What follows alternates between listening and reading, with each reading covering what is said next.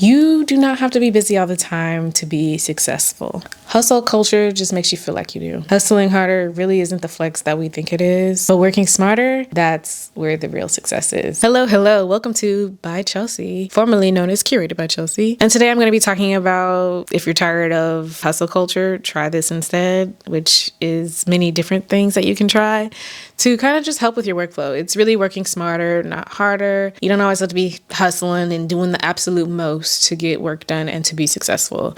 At least that is the route I'm taking personally. And you clicked on this video, you want to take this route too. So let's get into it. So we really do glorify overworking in our society, but honestly, I just don't feel like it's that necessary. Like, I really feel like we can do less and still be successful. Like, you don't have to grind.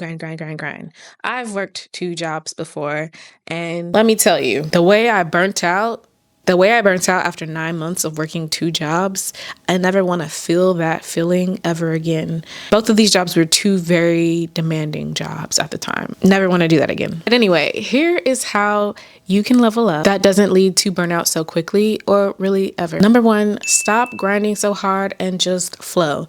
Now, that doesn't mean just flow in the wind and go where your heart takes you or anything like that. No, this means going with the flow of your natural energy or your natural cycle. And for women, that is going to be your actual cycle, your full cycle, not just the one thing. When you go with your natural energy levels, this helps so much to get in that flow state and to get more work done at certain points of the month. And if you're not a woman, chances are you probably might do the Pomodoro technique or time blocking, which I believe are the same things. But definitely just go with the natural flow of things. Like, if there is something you really feel like is just hard for you to get done, break it up into little small parts and just go with the flow with it. Don't try so hard to grind it out, because I promise that leads to burnout, and then you're never going to do it again. You're never going to want to touch it again. But really, stop forcing productivity and more so feel it. I know that sounds corny and woo-woo, but I promise it does work. When you are in that flow state, especially if you are doing a little bit of deep work and you get into that flow state, oh God, that feels amazing, that you get so much done. And it's usually with one really demanding task that you enter flow state with. For me, that's usually editing. I spend about 4 hours editing a video, believe it or not. And when I am in that flow state, I feel very invincible. I always try to feel that flow when you are working. So definitely stop trying to grind it out all the time. This one is my favorite right now, and I've mentioned this in a few videos already. Storyboard your life like a movie. Set your goals like a storyline instead of a to-do list that you need to check off. I feel like when you set up your goals like a storyline, it just becomes more fun and enjoyable. It's not as rigid. It's way more creative, and you can take it different places. And I do feel like this is a good way to not make your goals so super measurable. And when you don't accomplish them, it's not like a punch to the gut like it is when you don't accomplish your SMART goals at the end of a certain time limit. But I love it because you can ask yourself, what do I need for my next scene? What do I need for my next plot line? You know, like, what is it that you need to do to get to your next arc? I don't know. For me, it just is like light bulb moment. Doing SMART goals just never clicked for me, even back in school, high school. It just was always like, I don't know, give me something different to do. This is a very basic one, but I do think that this is a good one and will always be a good one. Prioritize a morning routine and a nighttime routine. Trust me, and definitely emphasis on that nighttime routine. I think we love to talk about morning routines a lot, but that nighttime routine is really going to set you up for your morning. Your sleep is so important. I can't tell you or emphasize how important sleep is. And as someone who has dealt with bouts of insomnia, I just value sleep so much. I value it so much. And It is so necessary. So prioritize your routines, your morning and nighttime routines, but especially that nighttime. Because when you're not working, like working at all, you're not thinking about work, that is typically when your best ideas come to light. I don't know why. I just think it's like this inactive thinking thing. Like you're not thinking about anything really, but that's when your best ideas come to light.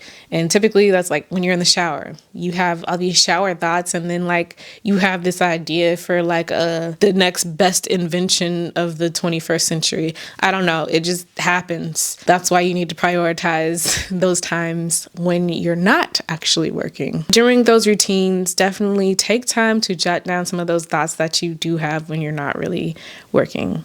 Just jot them down. You don't have to dive too deep into them. Just jot them down quickly, move on, go on with the rest of your routine. This one might be a little controversial, but don't be super structured. For me, I actually find this very hard to be structured because I am an artist and, I work from home. It is very hard to be structured. I like a little bit of structure, but like when I try to schedule out time for certain things, it never goes that way. But I will say in the mornings, I'll be like, okay, I know that I have to film. I know that I have to edit, and I know I need to draw or paint this piece. I know once I have my breakfast and my chai, that's when it's time to get my work done. And that can either start at 9 a.m. or 1 p.m. But I know for me, my days don't start at the same time every day. So it is very hard for me to be structured. And honestly, this would be true for me if I had a regular job. Like, yeah, I would leave the house at the time I'm supposed to, get to my job at 9, but me actually doing and getting work done might not happen until after lunchtime. That's how it was at my desk job. So I'm just, don't be so structured. Unless it's, of course, like a meeting, then that's different.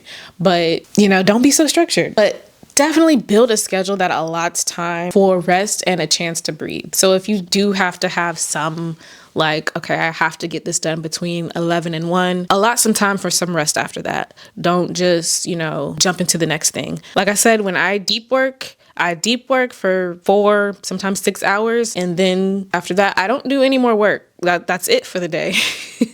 Or I might draw because drawing is very cathartic. But I don't typically do a ton of tasks throughout the day. Chores don't count either. And also, don't beat yourself up if you don't get something done for the day. So let's say you have 2 tasks and you only get one of those tasks done. Don't beat yourself up. It is okay. It will get done. And if you didn't meet a deadline, then that's a little different, but still don't beat yourself up. It happens. I've missed deadlines before and I got to make it up later. Yeah, that was school. Work might be a little bit different, but I'm just saying, there's no need to beat yourself up. You are human and you can always hold yourself accountable. And the last one, this also might be a controversial one. Measure your success differently or not at all. Now me, I'm going to measure my success, but just measure it differently. Did you get something done today? If so, good. How do you feel about getting that thing done? What would you like to get accomplished tomorrow? Those are the questions you should be asking yourself if you want to measure your success a little bit differently. Because again, this goes back to the last one. You don't need to beat yourself up over if you didn't get something done. What did you get done today? And it's so funny because when we do actually look back on our day to see what we did accomplish, it is actually pretty fulfilling because, and I'm just gonna like give like an influencer's day in the life that I've seen people do. They'll like wake up at 6 a.m. to go to a 7 a.m. Pilates class or 5 a.m. to go to a 6 a.m. and then come home, make their breakfast, like cook it too. And it'll be a good, fulfilling breakfast. And then they'll eat. And while they're eating, they're editing videos. They film 2 brand deals. Then they go and meet a friend for lunch and they have drinks. They come back. They finish editing. And I'm like, that's actually a whole lot in one day. Like that's way more fulfilling than some of my days have been. And it's so funny because people are like, oh, influencers, they don't do anything. And I'm like, nah, that was a lot. That was a lot of filming. That was a lot of editing. I don't know. That's just me though. But like when I look back on my days, like I'll be like, I didn't really get much done today. I feel so lazy. And then I look back on it. I've edited. I've taken 20 pictures for my business. I filmed a brand deal. I watered all my plants. I vacuumed my floor and carpet. I cleaned my bathroom. I did all my laundry. And now I'm like working on a color study and I'm like, wait a damn minute, I did a whole lot. What do you mean I didn't do anything today? That's a fulfilling day. It just doesn't look like everybody else's day because, of course, if you spend 6 to 8 hours at work, 2 of those hours commuting, and then you come home, go to the gym, eat dinner, play some video games, and then go to sleep, yeah, that probably feels like a very fulfilling day too, but both days are fulfilling. So that's why you shouldn't really beat yourself up, which is why hustle culture doesn't really make sense, in my opinion. I know for some people, they're like, no, I have to hustle. I gotta do this. I get it. And like I said before, I know what people do at their desk jobs. I've been a desk job worker. It's no shade. It's no shade. I would take a desk job again if I didn't get bored out of my mind, honestly. But I'm just saying, but anyway, that was my last point. Hustling less doesn't mean you are doing less. You are still getting done what needs to be done, but not beating yourself up or quantifying it. So which one of these are you going to try? This one was interesting. I love talking about hustle culture and how it just isn't that great. I never bought into any of the hustle hard, I'll sleep when I'm dead, or any boss babe rhetoric. I never, even when I was 21. And I think a lot of that has to do with the fact that I do deal with insomnia, which I mentioned earlier in this video. And I know that sleep is very important. And I know working for everybody is going to look differently. I hate to see influencers and content creators and just everybody else in between getting shamed for the jobs that they do because they're not at work or they're just not doing what others are doing. I'm not going to get too deep into this, but it just reminds me of that episode of The Fairly Odd Parents when he wished that everybody was a gray blob. I always thought, that would be a lifelong lesson for a lot of people, but I guess not. But anyway, I've gotten well off track here, but I did want to close out with that little thought. So yeah, again, thank you so much for watching. I will see you in the next one. Bye.